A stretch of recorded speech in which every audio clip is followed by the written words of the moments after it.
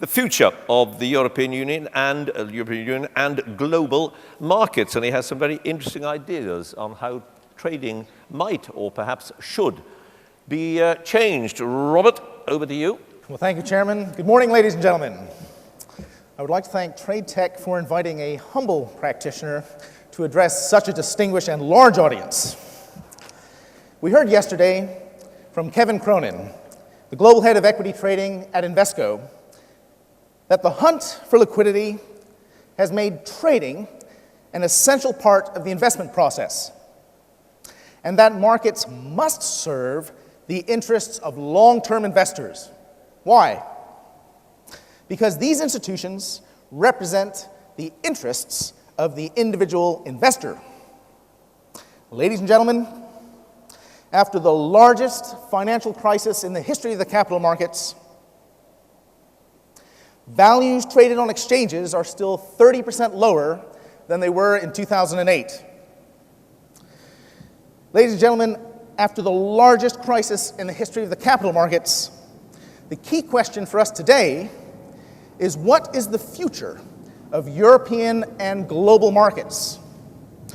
What types of change do we need to promote efficient risk capital formation and continuity of asset values? Ladies and gentlemen, now's the time for some bold ideas. The opportunity is to trade everywhere and settle in one place. Global liquidity trading can span regional time zones. Today, we trade Daimler in Germany, we trade Daimler in the UK, we settle it in Germany. But we have some opportunities to learn from the over-the-counter markets in equities. And while the regulators worldwide are looking to provide a new framework within which we can behave as entrepreneurs for the over-the-counter market, perhaps there are some lessons that the over-the-counter markets can learn from us in equities. Well, consider this. Currencies today trade 24 hours and they settle in one place, CLS. Futures are now trading round the clock, and they tend to congregate in the central counterparty that has the core open interest. Since we've had MiFID in November 2007, we've faced fragmentation, competition, innovation, many benefits. And for those of you who are interested, Richard Seamark will be later leading a panel on this. But we have also learned that the European model in multiple countries with multiple laws, multiple clearing and settlement, has solved that puzzle in how to trade in different countries and settle in one place. We're also seeing the trend that financial reform is going to be set within a global framework. Otherwise, we have regulatory arbitrage. Of course, there is no legal obligation for countries to harmonize rules with one another. But we are already seeing leaders stand up in platforms like the G20, using the Financial Stability Board, and taking advice from IOSCO. Therefore, when we consider the large soundbite numbers associated with the over-the-counter markets,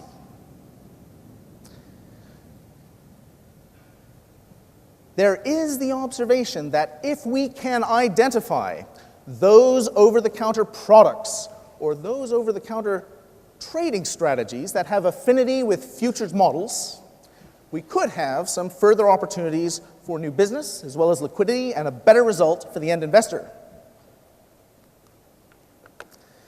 So let's start by talking about the size of the markets. Many numbers are bandied around in the press. And in the last year, Tab Group has actually produced a number of seminal pieces of research. This one in particular highlighted some very interesting apples-to-apples comparison. Take a look at the right side of this chart. The big number we often associate with over-the-counter markets is $600 trillion of over-the-counter derivatives. Now compare that with the fixed income market, roughly about 90 to 100 trillion. If we look at the exchange-traded derivative market, it's about 80 trillion. And the market capitalization of shares is roughly about 40 to 50 trillion. Now, it's interesting when one plots the growth of the open interest of these 600 trillion of over-the-counter derivatives with the growth of the exchange-traded derivatives of about 80 trillion, is it a coincidence? Or is it something more that they seem to correlate so well? Clearly, one market may be hedging in the other. But what becomes particularly interesting is to look at the difference in notional turnover. If we take a look at the top chart, you'll notice at the far right in that red circle is that 80 trillion of open interest of exchange-traded derivatives. And yet, when one tries to measure the notional turnover on exchanges that is generating revenue, it's an enormous number, 2,000 trillion, 2 quadrillion. Now look at the bottom chart. This 600 trillion of over-the-counter derivatives is turning over about 1.7 quadrillion. Question, why is there such a difference in the notional turnover? Well, clearly, in the fixed income products, we're doing strips and packs and bundles, and in the calendar expiry of many exchange-traded derivatives, it tends to expire in a much shorter timetable, which needs a lot more rolling than some of these over-the-counter derivatives. If we take a look now on the left side of this next chart, we can see the growth of the size of the over-the-counter market in open interest, roughly segmented by product. And the vast majority of the over-the-counter derivatives are interest rate swaps. A significant chunk has grown very quickly in the credit default swap market, and there's also a material minority in equity derivatives. If we actually take a look, however, by geographic distribution, look at that leftmost column, you'll notice about 80% of all of these over-the-counter derivatives are originating out of Europe and the United States. But look closer. Look at the two square rectangles in the middle of that bar. 60% is coming out of Europe, and 2/3 out of Europe is coming out of the UK. That's here. That is the City of London.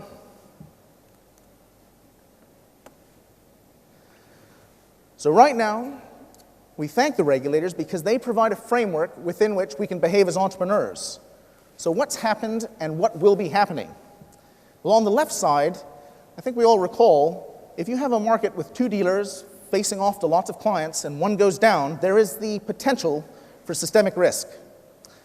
The solution, very simply, is to insert a circuit breaker, and that circuit breaker in the derivative space is a central counterparty. Well, that central counterparty concentrates the risk. Therefore, you need some additional cushion capital. Now, in parallel with the Basel III Accords, we all know that it's going to cost us more to do business as capital increases. And the costs will be higher, not least of which, all the potential extra initial margin that may be required from clients and corporates that today may start these trades through credit lines. Numbers are estimated from anything like 200 billion to potentially $2.5 or $3 trillion of extra margin. Where will that come from? Particularly if a buy side is asset rich and those assets may not be the cash or the high quality assets that might be accepted by that central counterparty. Think of the repo markets. We will come to it. Yes, there will be additional operational costs, but look at the bottom right. Through complexity comes opportunity. There could be new products, new clients, new behaviors, new trading strategies. Interestingly enough, the G20 is now articulating the direction of travel. In September 2009, the leaders met in Pittsburgh. They said trading, electronic trading, where appropriate, should be used. They should be cleared through central counterparties by end of 2012 at the latest. All derivatives need to go into repositories, and if you are not using a central counterparty, it's going to cost more. Of course, when the G20 met again in Toronto, they just encouraged the speeding up of this process. The Financial Stability Board is setting the 4-pillar frameworks of how this will work. Standardize the product, mandatory central clearing, where possible, exchange or electronic trading. And why? If you have electronic trading, you have a value which gives you an ability to calculate margin in that CCP. And of course, transparency through the reporting to trade repositories. Well, we saw in July last year that Dodd-Frank was approved in the United States. In September last year, EMIR, the European proposal for the post-trade regulation. In October, an IOSCO task force was set up to look at over-the-counter derivatives. And interestingly, it was co-chaired by the United States, CFTC and SEC, the UK FSA, and SEBI from India. Clearly, the message is that regulation is trying to harmonize on a worldwide basis. In November, the G20 endorsed Basel III, capital is going up, and a few other initiatives. The clear message is that the global leaders are trying to be inclusive with their governance. And of course, being held in Seoul was the first time a non-G8 country hosted a G20 meeting. And also interesting was that countries like Singapore, outside of the G20, were being invited in to participate. Ladies and gentlemen, the regulatory framework is going global. The regulatory framework is also focusing a lot more on obligations we will all have to satisfy, and by end of 2012 at the latest. It's interesting to compare the US and Europe. Dodd-Frank covers trading, clearing, and reporting into the repositories. In Europe, we have two parallel paths. MiFID II for trading and transparency, and EMIR for the post-trade clearing and reporting. Here's a simple picture of what it may mean. At the top, you have on the left side the clients, on the right side the dealers. Executions will take place either over the counter as it is today or through some type of exchange electronic trading mechanism. If you continue to trade over the counter, it will cost you more. There is an expectation, a potential shift from the dealers to the exchanges. And with this increasing amount of initial margin expected, collateral optimization is an area worth investigating. An interesting question is, with the trade repository being set up as a utility and regulation suggesting it is not to be making excessive profits, is there an opportunity for these repositories in partnership with central counterparties to fast feed product into central counterparties that are more nimble to stick their hand up to try and clear some of these new over-the-counter standardized products? Well, what lessons can we learn from the equity space and the exchange experience? Well, in MiFID, we also had a regulatory framework looking at trading, clearing, and reporting. But interestingly enough, the emphasis was on competition rather than obligation. A key insight that has informed the regulators is that in 2008, the height of the crisis, you can see at the top left of this next chart, over $120 trillion of value turned over in the equities markets on exchanges. That was an all-time high, and everything seemed to trade, clear, and settle just fine. In fact, over time, with the deployment of algorithms, where there's lots more information, lots more data points, you can also see event-driven activity increasing. On this chart, you can see a time series. On the y-axis, the value traded on exchanges broken down by geography. Yes, there is the bursting of the internet bubble around 1999, but you can see that enormous surge up to 2008 with the coincident deployment of a lot of these new trading strategies. When we come to reporting, there is a question about the over-the-counter trades and how frequently they should be reported into the public domain, and should there be some type of delayed reporting mechanism as people try to lay off risk. Well, what insights have we learned about over-the-counter equity reporting? If you recall, pre-MiFID 2007, we did not have a harmonized framework. If we traded Vodafone on the London Stock Exchange, within 3 minutes we would report it to the exchange. We'd also pay the exchange for some data and probably have to pay to vend it on to our clients. We kept paying for our own data, but interestingly enough, it was all in the same tape. Germany, of course, if we traded on the telephone, was considered over-the-counter and not obliged to be reported anywhere. So the regulator said everyone must report. However, firms will no longer be obliged to report only to exchanges. Why? Because they were trying to introduce competition. Now this chart is very interesting. BOAT was a recognized reporting vehicle. It started with 9 firms, really reporting nothing, but went live on time, 1st of November 2007. Today, there are approximately 40 firms, including multilateral trading facilities, reporting a total value equivalent to about a quarter of all of the on and off book activity in Europe. The black line in the middle shows you that half the value that's reported to BOAT is large enough to be eligible for delay. But look at the trend of the orange triangles. You can see it coming down. The orange triangles are showing you how much really is being delayed, significantly less. Some of these over-the-counter products, cash equities settle 2 or 3 days, risk is very low. But look, from 1999, the height of the internet bubble, the all-time high of the index, which has been lower ever since, value to 2008 grew 6 times. Number of tickets up 35 times. And this is during a period where we had a bear market, where we've had competition, and we have a very welcome, open environment for dark pools, broker crossing, and all the rest. Clearly, it has not had a negative impact on the growth on the order book of the London Stock Exchange, one of the great successes of London.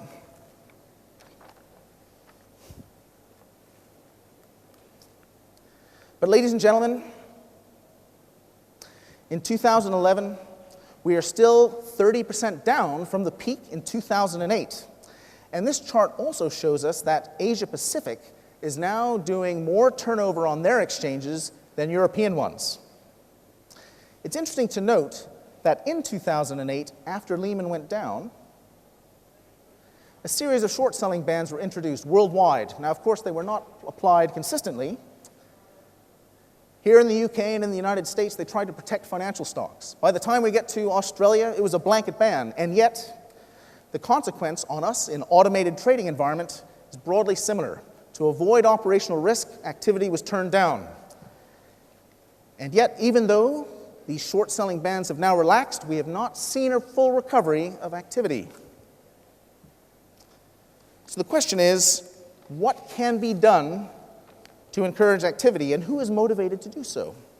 Well, we heard yesterday from Goldman Sachs' Steve Strongen that on the primary side, corporates are now majority listing in countries different from their home headquarters. And I think he mentioned even something to the size of 80%. So corporates are looking for global activity.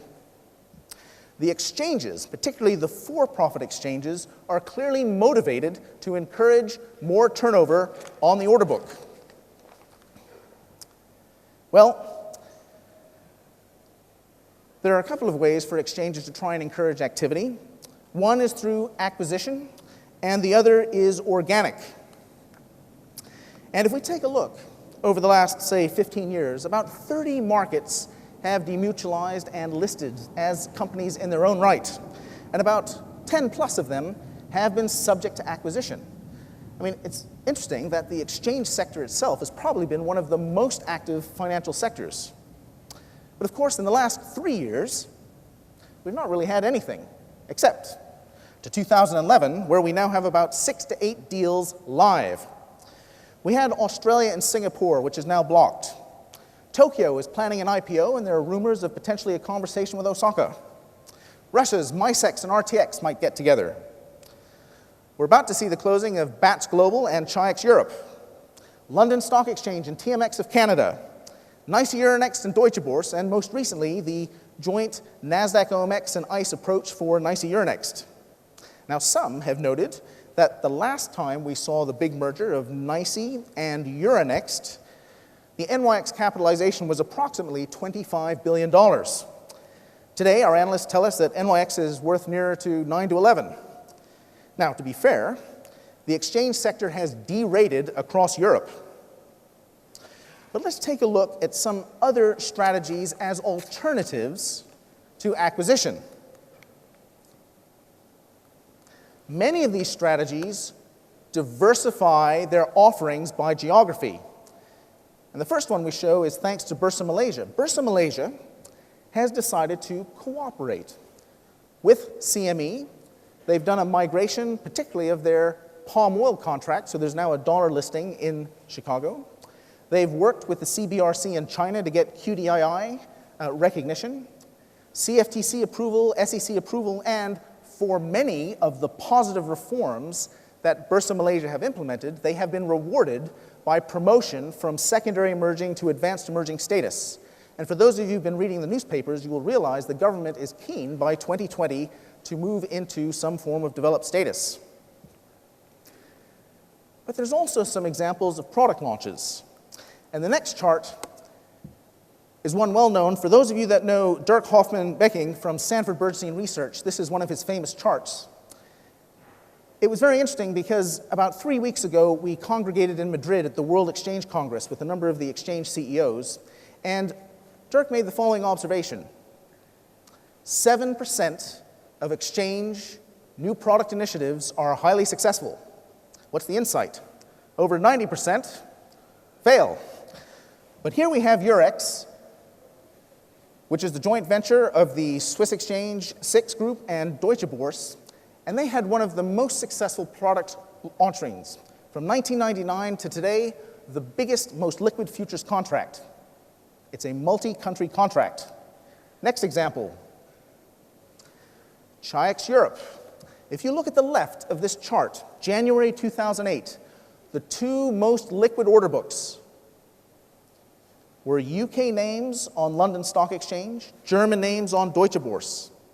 By the time we get to the far right, you'll see it's the orange bar is the order book that has the most liquidity per month. That is a multi-country order book. That's Chi-X Europe. In fact, it was by January 2010 that the multi-country book took over the single-country activity. Now, interestingly enough, if we were to add in the Italian activity with the UK activity, the LSE group would still be largest. But to be fair, they're still currently on two different order books. But of course, London Stock Exchange also has a very successful case study about diversifying internationally, and that's its own international order book segment. In January 2009, 4% of the LSE order book activity were basically Russian depository receipts. Today, it is more than 16%. In fact, today, the most liquid name on the London Stock Exchange is no longer Vodafone. Since December, it has been Gazprom. In fact, the four most liquid names in the top 20 of LSE are Russian depository receipts. If you look down below, you'll see number 27 was an exchange-traded fund. Now, ETFs themselves are also interesting to diversify by geography and have benefited post the crisis. On the left side, you'll see back in 2008, value of blue chips of UK and Italian names were lower compared to 2007, but on the right, the bars that are higher show you that the ETF activity from a lower base was going up. In fact, Deborah Furr, many of you know, at BlackRock, provide these fantastic statistics showing how growth of assets is increasing rapidly on the ETFs. The most liquid stock in the United States is the SPDR. And it's interesting to note that exchange-traded funds outside of the United States, ironically, mostly trade over the counter. We've seen a number of ETFs, like the Russian Titans, underlyings on London, but the Titan ETF is on Euronext. We've got FXC and FXI. They trade in US and Europe. The underlying is China. There are emerging market ETFs that have assets in different places. If these ETFs could become more fungible cross-border, we're told by our ETF trading desks that everything could be improved in terms of cost, efficiency, and liquidity. So really, just to finish off, the last slide is to let you know about our European model and how we can leverage it. This chart shows you, down the left side, the names of central counterparties in Europe. You'll recognize them. CC&G is part of the Borsa Italiana LSE group.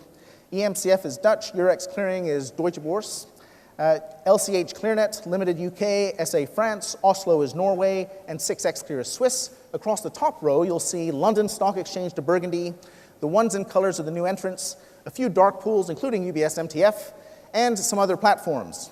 What is the insight? Not only can we get commercial benefit by consolidating clearing across markets, but this model allows us to trade German names in Germany, German names in the UK, and settle everything back in Germany. Why not extend it to other places? And I'll just finish with 2 examples of this model being leveraged internationally. You may have heard of Chai East, which is the joint venture with the Singapore Exchange, which today can admit for trading Japanese, Australian, Hong Kong names to trade in Singapore and settle, respectively, in Japan, Australia, and Hong Kong. And last week, those of you that heard from TradeTech India, one of the key issues that was discussed was the potential for SEBI to introduce interoperability and choice among the 2 different Indian exchanges, NSE and BSE. Ladies and gentlemen, the opportunity is for us to think outside of the box, to trade the same instruments in different time zones, because we do have the example in Europe on how to extend it worldwide. With that, ladies and gentlemen, thank you very much. Thank you. Thank you.